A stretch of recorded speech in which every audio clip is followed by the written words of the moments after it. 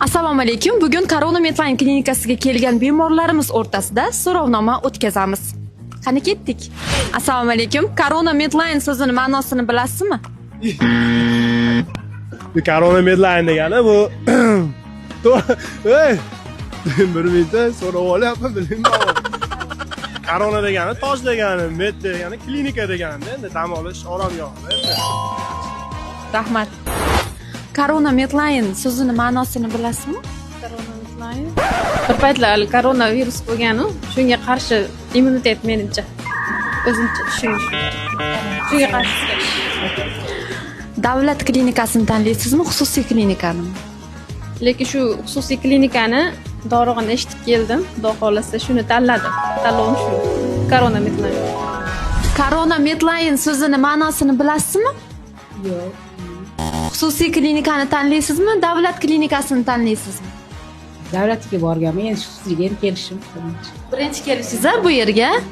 Qanaqa nimalar yoqdi bu yerda sizni? Nimasi bu yerga olib keldi? Qaysi? Sharoitlar yaxshi ekan. Doktorlar muomala bilan kutib oldi. Endi men birinchi kelishim men ham bu yerga. Qaysi mutaxassisga keldingiz? Xirurgga keldim-da. Korona endi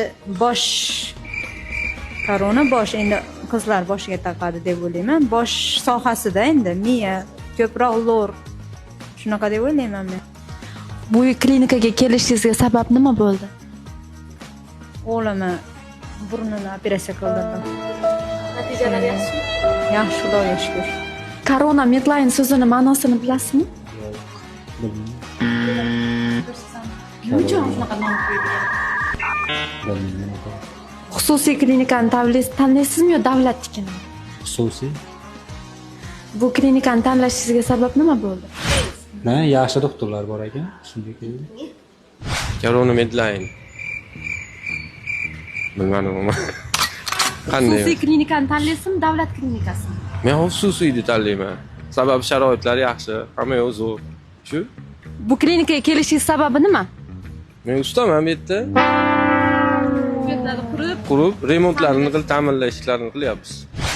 Corona Medline klinikasi. Corona Medline so'zini ma'nosini bilsangiz, izohlarda yozib qoldiring.